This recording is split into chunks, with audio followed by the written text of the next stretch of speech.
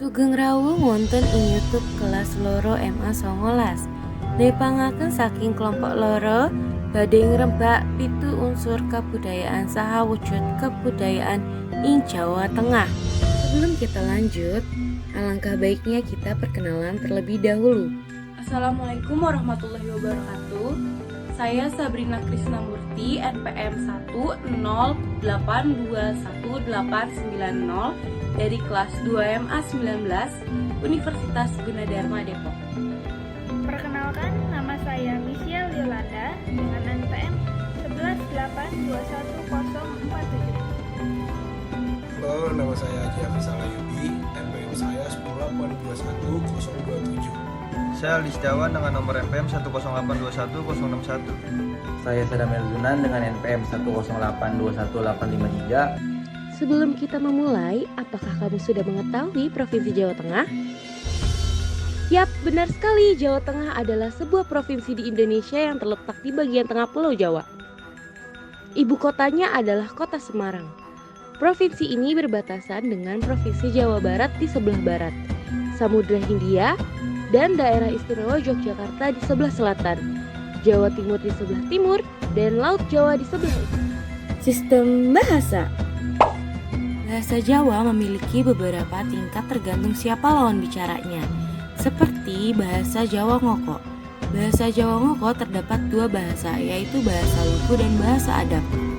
Bahasa Jawa Ngoko merupakan bahasa Jawa sehari-hari yang digunakan saat berbicara dengan yang usianya lebih muda.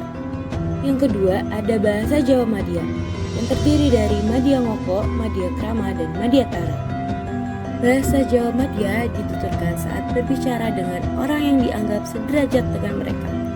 Dan yang terakhir adalah bahasa Jawa Kromo, yang terdiri dari Mudo Kromo, Kromontoro, Breda Kromo, Kromo Inggil, dan Kromo Desa.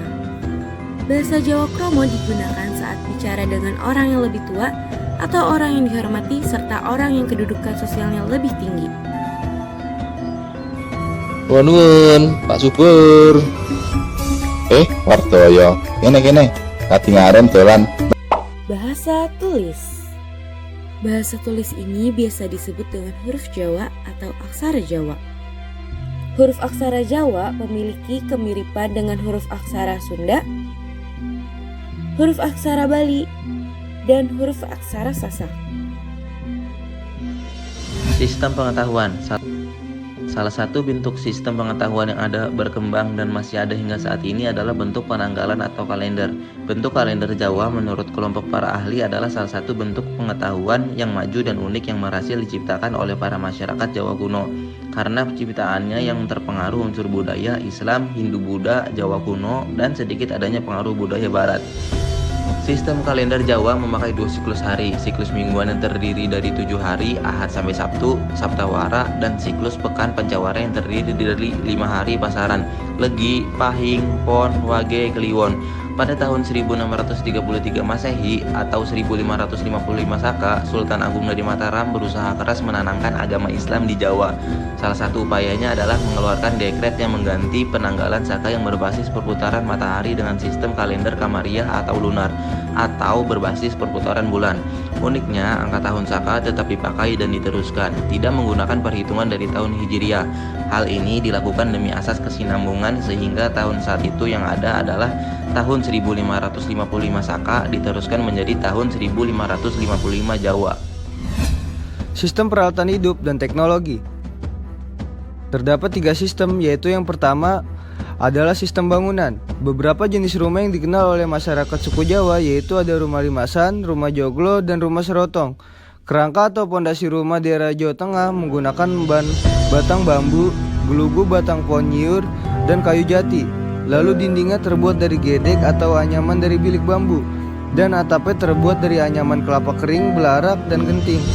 Yang kedua adalah sistem transportasi, yaitu kapal jung yang merupakan teknologi kapal raksasa buatan orang-orang Jawa. Berdasarkan relief kapal di Candi Borobudur membuktikan bahwa sejak dulu nenek moyang kita telah menguasai teknik pembuatan kapal. Andong atau delman atau dokar juga merupakan salah satu alat transportasi tradisional di Jawa Tengah. Keberadaan andong sebagai salah satu warisan kebudayaan Jawa memberikan ciri khas kebudayaan tersendiri yang hingga kini masih terus dilestarikan, khususnya di daerah Solo. Yang terakhir atau yang ketiga adalah sistem logam. Contohnya adalah kris. Kris adalah kecandian teknologi penempaan logam. Teknologi logam sudah lama berkembang sejak awal Masehi di Nusantara. Sistem organisasi sosial. Sistem organisasi sosial di Jawa Tengah terdapat 4 sistem kemasyarakatan yang dibagi menjadi 4 golongan. Yang pertama adalah golongan ningrat atau bendara.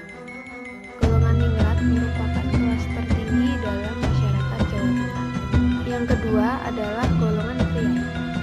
Golongan priai berasal dari dua kata bahasa Jawa, yaitu para dan yai, atau yang berarti para kaum terdidik.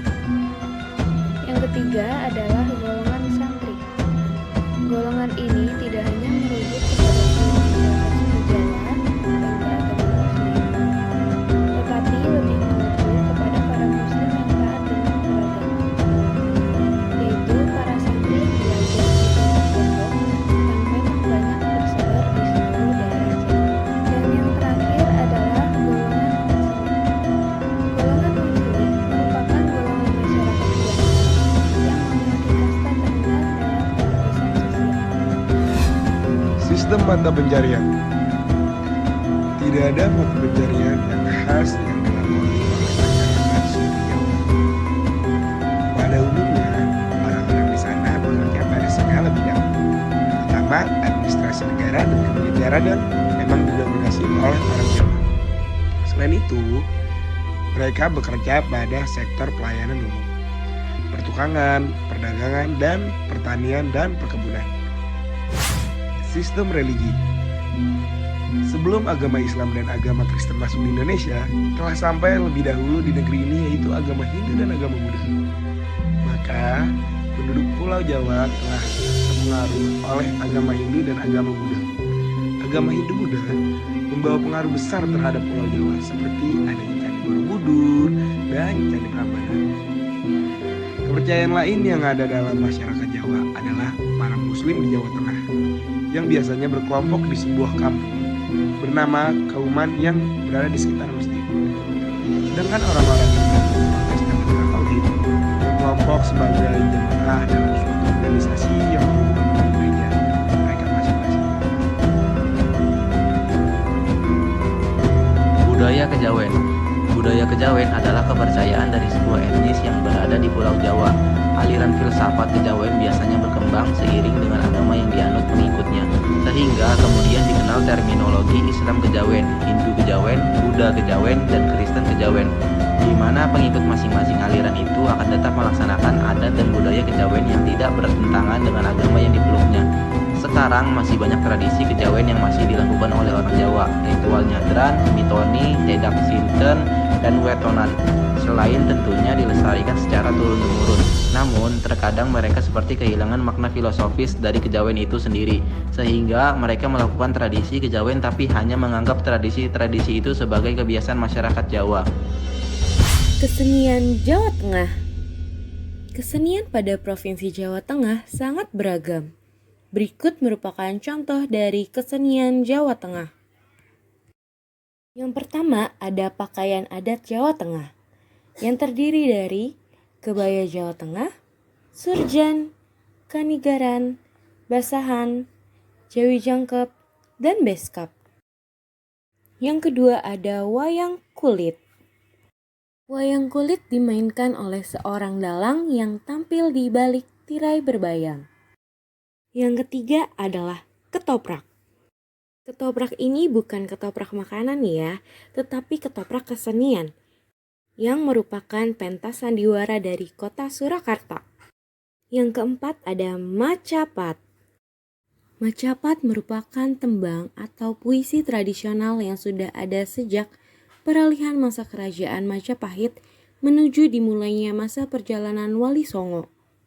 Yang kelima ada Rengkong.